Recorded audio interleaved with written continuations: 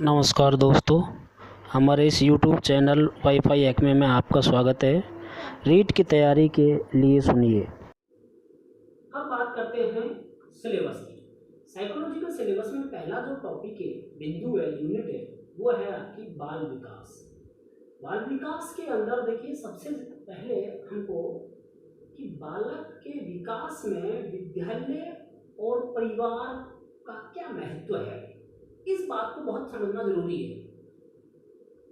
अर्थात ऐसे में कौन कौन से तत्व हैं जो कि बालक के विकास में घर में और विद्यालय में काम में आते हैं।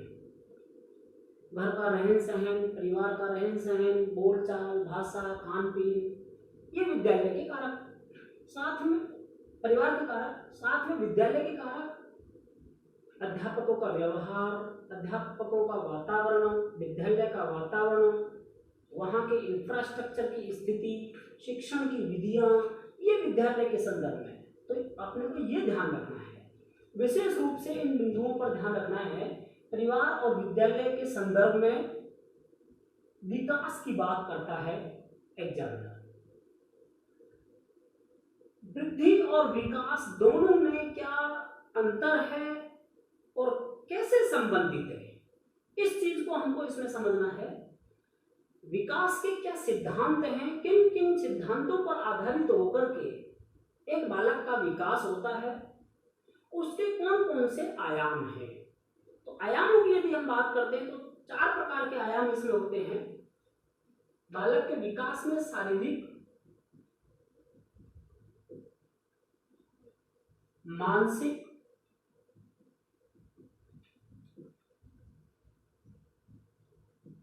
संवेगात्मक और सामाजिक, इन चारों आयामों पर हमको काम करना है या चारों आयामों को हमको समझना है। तो बालक के विकास, ये बाल विकास आपकी बहुत ही महत्वपूर्ण यूनिट है। इसमें से आपके कम से कम 2-3 क्वेश्चन आने हैं परीक्षा में, और ये प्रश्न आपके बहुत ही लेवल के होते हैं, इनको समझना बहुत जरूरी होता है। इसलिए हमारे लिए ये यूनिट बहुत अच्छी यूनिट है और काफी लंबी यूनिट है। दूसरा है वंशानुक्रम और वातावरण, अर्थात हमारे माता पिता से जो हमारे गुण आते हैं, लक्षण आते हैं, उनका हमारे विकास पर क्या प्रभाव पड़ता है, उनका हमारे अधिगम पर क्या प्रभाव पड़ता है।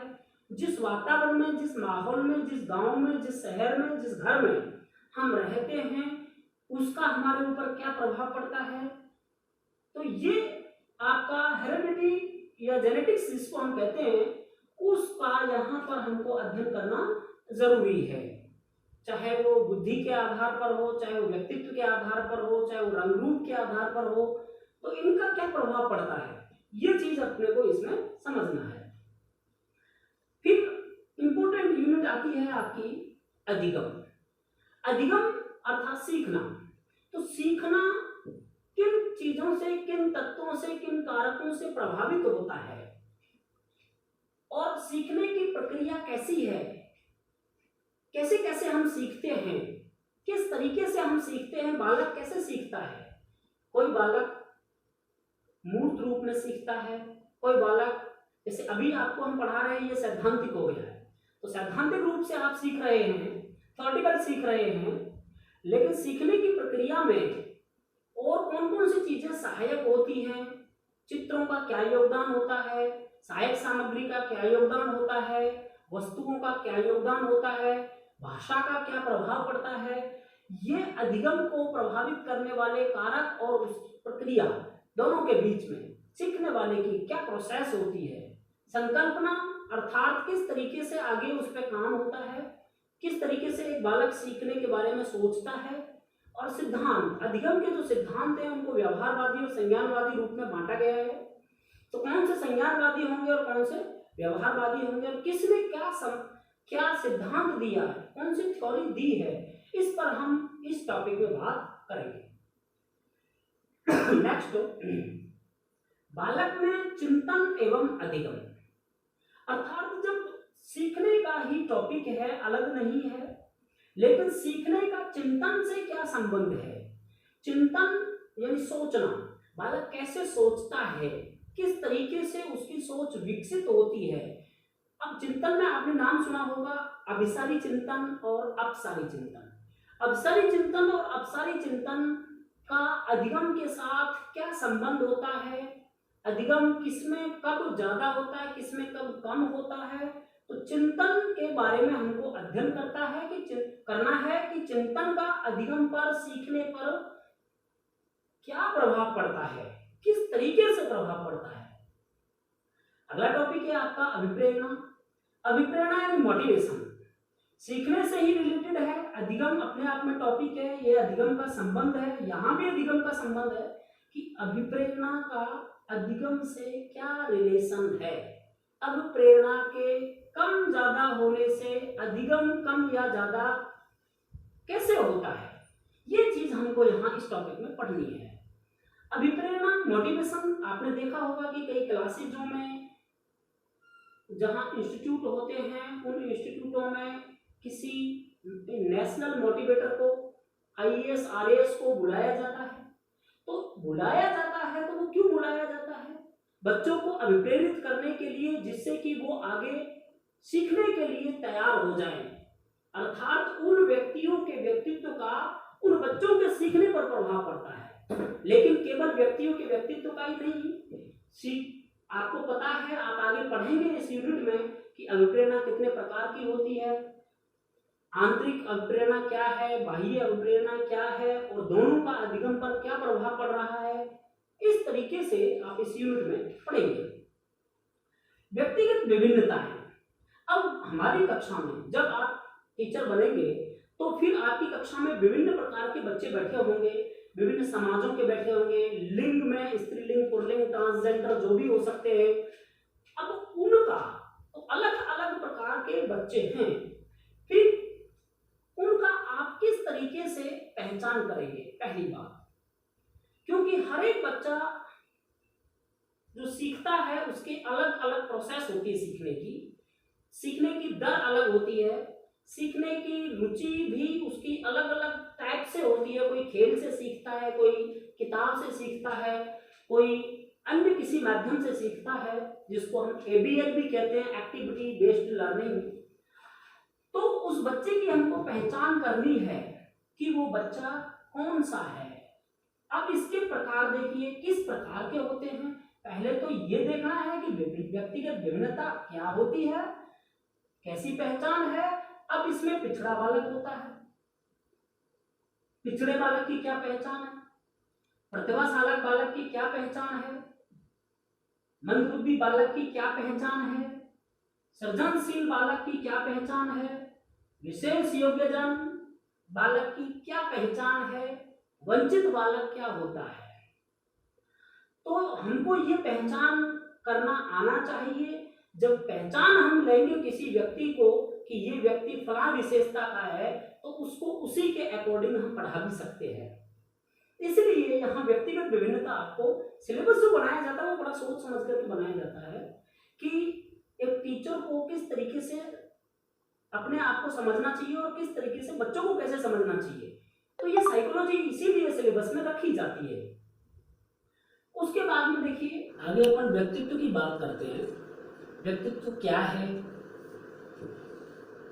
व्यक्तित्व को प्रभावित करने वाले तत्व कौन से हैं, व्यक्तित्व का मापन कैसे किया जाता है, व्यक्तित्व कितने प्रकार का होता है, और व्यक्तित्व को प्रभावित करने वाले जो सिद्धांत हैं, व्यक्तित्व को विश्लेषित करने वाले जो सिद्धांत हैं, उनके बारे में अपन यहाँ चर्चा करेंगे।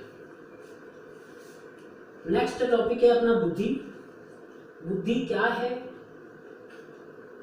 कैसे काम करती है बुद्धि, बुद्धि का मापन कैसे किया जाता है, बुद्धि के कौन कौन से सिद्धांत हैं, अर्थात बुद्धि को जानने के लिए मनोवैज्ञानिकों ने कौन कौन से सिद्धांत दिए हैं, और बुद्धि के कौन कौन से आयाम हैं, उन पर हमको इसमें बुद्धि चैप्टर में चर्चा करनी है। अगला टॉपिक है आपका अधिगम की कठिनाइयाँ। अधिगम की कठिनाइयाँ, अर्थात बालक जब सीखता है, पीछे भी हमने ये टॉपिक देखा अधिगम, तो बालक को सीखने में कौन सी कठिनाई होती है? किसी बच्चे को लिखने में कठिनाई होती है, किसी को पढ़ने में, वाचन यानी पढ़ने में, पठन यानी पढ़ना, लेखन यानी लिखना, और गणितीय संक्रिया यानी कैलकुलेशन करने में समस्याएं होती है। तो ये समस्याएं किन बच्चों को होती हैं और उनके क्या समाधान हैं, इस चीज के बारे में हमको इस चैप्टर में पढ़ना है। उसके बाद समायोजन, एडजस्टमेंट। एडजस्टमेंट क्या है, क्या होता है एडजस्टमेंट, किस तरीके से हम एडजस्टमेंट कर सकते हैं और उसके क्या प्रभाव पड़ते हैं, समायोजन करने के क्या प्रभाव हैं और समायोजन करने के न करने के क्या प्रभाव हैं, किस पर, अधिगम पर और व्यक्तित्व पर। समायोजन का व्यक्तित्व पर क्या प्रभाव है, समायोजन का अधिगम पर क्या प्रभाव है, ये चीज हमको इसमें पढ़नी है। और समायोजन करने में अध्यापक की क्या भूमिका है, अर्थात जो स्टूडेंट होंगे, हम स्कूल में पढ़ाएंगे आप लोग, तो स्कूल में आप बच्चों को कैसे सिखाएंगे समायोजन करना। हर स्कूल में हर एक सुविधा उपलब्ध हो ऐसा आवश्यक नहीं है, तो उन परिस्थितियों में बच्चा कैसे समायोजन करेगा। बैठने के लिए छत भी नहीं होगी कहीं, तो कहीं इंफ्रास्ट्रक्चर सही नहीं होगा, तो उस समय किस तरीके से समायोजन बालक करता है और कैसे करेगा, ये इस चैप्टर में अपन देखेंगे। उसके बाद शिक्षण अधिगम प्रक्रिया, टीचिंग लर्निंग प्रोसेस, अर्थात कैसे पढ़ाया जाता है और कैसे सीखा जाता है। तो इसमें दोनों एक साथ आ जाते हैं, अध्यापक और स्टूडेंट दोनों एक साथ आते हैं कि उन दोनों में एक साथ में कैसे कॉम्बिनेशन बनता है। इसीलिए साइकोलॉजी पढ़ाई जाती है अध्यापकों के लिए या टीचर्स के लिए, जिससे कि वो बच्चे के साथ में एडजस्टमेंट करें। पीछे हमने समायोजन देखा, समायोजन करे और उस अधिगम की प्रक्रिया को अच्छा बना सके। इसके बाद नेक्स्ट एनसीएफ 2005, ये जो भाग है हमारा शिक्षण विधि से संबंधित है। यहां तक कोर साइकोलॉजी का है, इसके बाद ये शिक्षण विधि से संबंधित है, टीचिंग मेथड से संबंधित मटेरियल है। एनसीएफ 2005 नेशनल कैरिकुलम फ्रेमवर्क, इसमें शिक्षण अधिगम की व्यूह रचना बनाई गई है या बताई गई है कि शिक्षण अधिगम कैसा होना चाहिए, बालक को कैसे तो टीचिंग करानी है और बालक को कैसे लर्निंग करनी है, इनकी क्या बनानी है व्यूह रचना, स्ट्रेटेजी होनी चाहिए। हमारी खुद की भी एक स्ट्रेटेजी होनी चाहिए कि हमको रीट कैसे पास करनी है। देखिए स्ट्रेटेजी का ही भाग है ये जो हम सिलेबस समझ रहे हैं, ये सिलेबस क्या है, स्ट्रेटेजी का ही भाग है। इसलिए हमको यहाँ व्यू रचना आनी चाहिए, किसकी, पढ़ाने की और सीखने की, पढ़ाने की और सीखने की। उसके बाद अगला बिंदु है आपका आकलन, असेसमेंट। असेसमेंट क्या होता है, आकलन क्या होता है, मापन क्या होता है, मूल्यांकन क्या होता है, इन तीनों का हमको अर्थ, इनके क्या उद्देश्य हैं और इनके अंतर। अगर मैं ये कहूं कि आकलन, मापन और मूल्यांकन में क्या अंतर है, तो ये एक चैलेंजिंग क्वेश्चन हो जाएगा स्टूडेंट के लिए कि आकलन क्या होता है और मापन क्या होता है और मूल्यांकन क्या होता है। ये आकलन शब्द अभी आया है, एक निष्ठा प्रोग्राम चलाया,